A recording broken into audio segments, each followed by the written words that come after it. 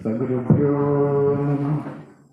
गुरुर्ब्रह्मा गुरुर्विष्णु गुरुर्देवो महेश्वर गुरु साक्षात् परं ब्रह्म तस्मै श्री गुरवे नमः। अज्ञानतिमिरान्धस्य ज्ञानाञ्जनशलाकया चक्षुरुन्मीलितं येन तस्मै श्री गुरवे नमः।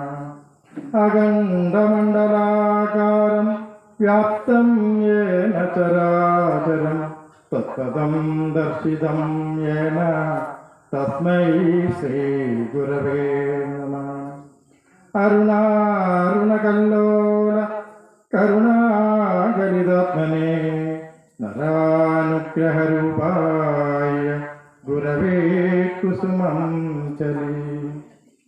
कामकृदाद्यखिलदोषमपास्य रामनामाक्षरामृतगणैर्हृदयं निषिञ्च यस्वादनुग्रहपदेन दिवं विवेश्य तं नीलकण्ठगुरुपादमनुस्मरामि।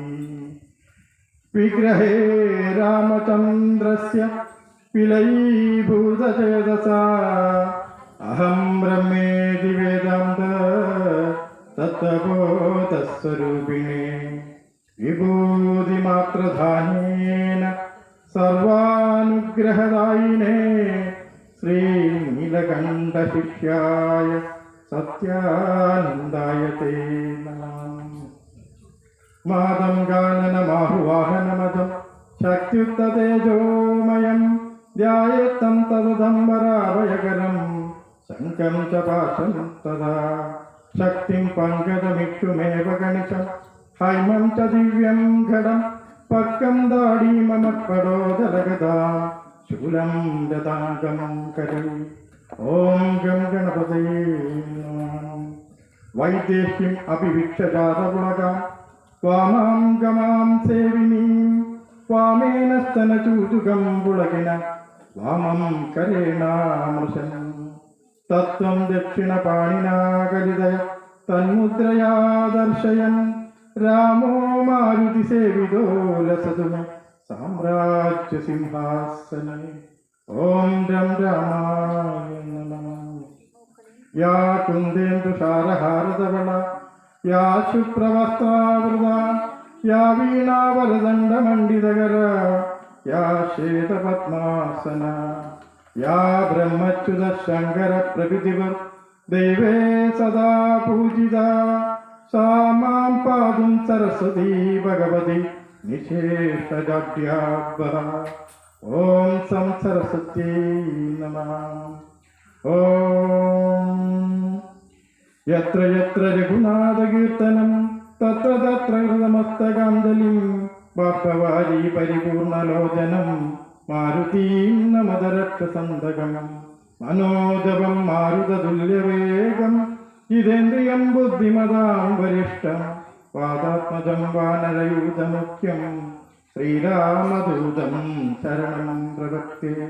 गोष्परीकृतमरां मशकीकृतराक्षसं रामायण महामाला रत्नं वन्दे अनिलात्मजम्। ॐ हं हनुमन्ताय आञ्जनेयाय महाबलाय नमः। जय सीताराम. ആദരണീയരായ ഗുരുജനങ്ങളെ,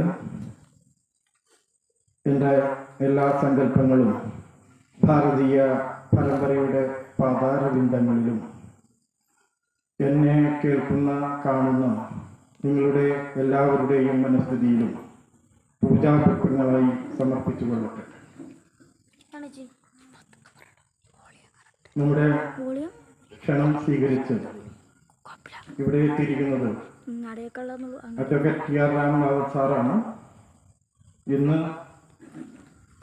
കേരളത്തിൽ തന്നെ ഭാഗവതത്തിൽ ഇത്രയും നല്ലൊരു ഗുരുവിനെ, ഒരാചാര്യനെ, എപ്പോഴും പ്രത്യേകിച്ച് എനിക്ക് പറഞ്ഞാൽ ഏത് സമയത്തും ചെന്ന് എന്തും ചോദിക്കാനും പറയാനും, ഇന്ന് ഇപ്പോൾ തന്നെ ഇവിടെ ഇരുന്ന് സംസാരിച്ചപ്പോൾ എന്താണ് മരണം, എങ്ങനെയാണ് മരിക്കുന്നത്, മരിച്ചാൽ എന്തൊക്കെ ചെയ്യണം, എന്തിനു ചെയ്യണം എന്നൊരു ചോദ്യം, അതിന് ഉത്തരങ്ങളൊക്കെ ഞങ്ങൾ ഇടയ്ക്കിടയ്ക്ക് സംസാരിക്കാറുണ്ട്. അപ്പൊ സാറ് തന്നെ പറഞ്ഞു ഭാഗവതത്തിൽ അങ്ങനൊരു സംഗതിയില്ല.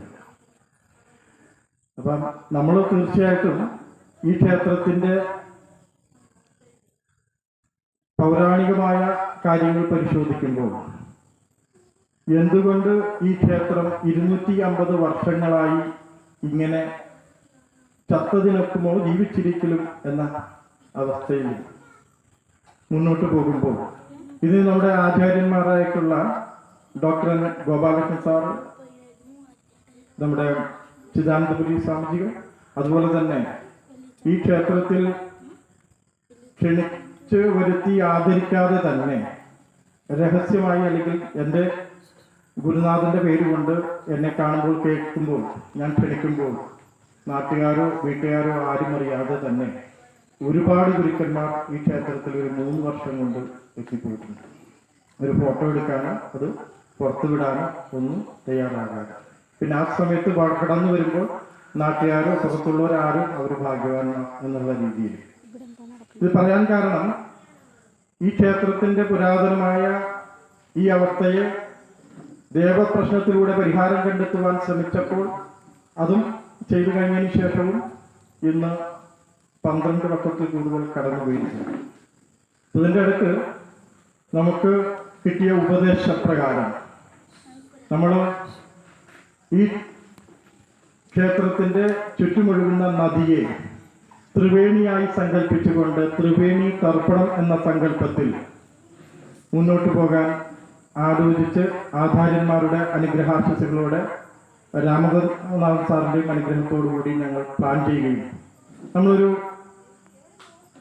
കുറച്ച് സ്ഥലത്തിന് അഡ്വാൻസ് കൊടുത്ത് വെച്ചിരിക്കണം. പുഴക്കടവിൽ ത്രിവേണി തർപ്പണം. ത്രിവേണി എന്നാൽ എന്തെന്ന് കൂടി ഉത്തരം പറയണമല്ലോ.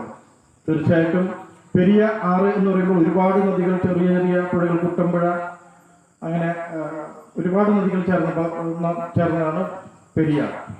അതുകൂടാതെ എടമലയാർ, അത് രണ്ടും ചേർന്നൊഴുകി ഭൂതത്താങ്കെട്ടിലൂടെ ഇവിടെ എത്തുമ്പോൾ ചാലക്കുടിയും കൂടി ചേർന്നൊഴുകുന്ന, അല്ലെങ്കിൽ ചേരുന്ന സ്ഥലം എന്ന് പറയില്ല, പെരിയാറിന്റെയും ചാലക്കുടിയാറിന്റെയും സംഗമസ്ഥാനമാണ് തർക്കമില്ല. പക്ഷെ ആ കൂട്ടത്തിൽ എടമലയാറും കൂടിയും ചേർന്നിട്ടുണ്ട്.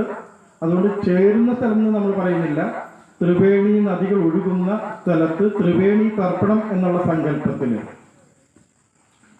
നിത്യബലിതർപ്പണം നടത്തുവാനുള്ള ആഗ്രഹം നടത്തിയ ആ നിത്യബലിതർപ്പണത്തിന്റെ ഭാഗമായി മാസത്തിൽ ഒരിക്കലെങ്കിലും കറുത്തവാവിന് പുഴയിൽ ഒരു ത്രിവേണി ആരതിയും, ആ ത്രിവേണി ആരതി കൂടാതെ പിറ്റേ ദിവസം രാവിലെ നമ്മുടെ പിതൃക്കളുടെ പരിഹാരാർത്ഥം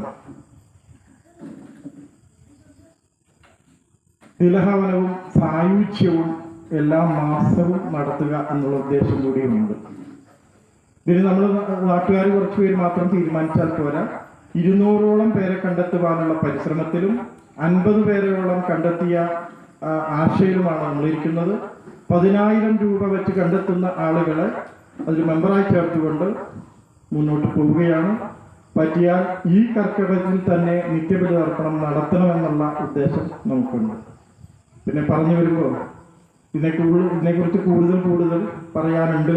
ഈ വൈദ്യവേള ഞാൻ നീട്ടിക്കൊണ്ടുവരുന്നില്ല. ഈ വേദിയിൽ തന്നെ അവസാന ദിവസം നമുക്ക് ഇതിനെക്കുറിച്ച് സംസാരിക്കാം എന്ന് വിചാരിക്കുന്നു. കൂടാതെ ഈ ഇപ്പോൾ നടക്കുന്ന ദശാവതാരം ചന്ദനം ചാർത്തും ഭാഗവത സപ്താഹ യജ്ഞവും നമ്മുടെ ടീച്ചർമാരും അനിയൻ്റെ വീട്ടിൽ വരികയും വിളിച്ചിരുത്തി സംസാരിക്കുകയും ചെയ്തപ്പോൾ എൻ്റെ അമ്മയുണ്ടായിരുന്നു.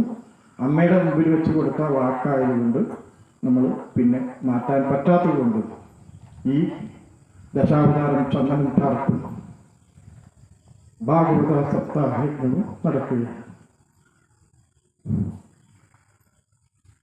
നമ്മുടെ ക്ഷണം സ്വീകരിച്ച് ഇവിടെ വന്നിട്ടുള്ള ഞാൻ ടീച്ചർമാരുടെ പേരുകളൊക്കെ മറന്നുപോയി, ക്ഷമിക്കുക.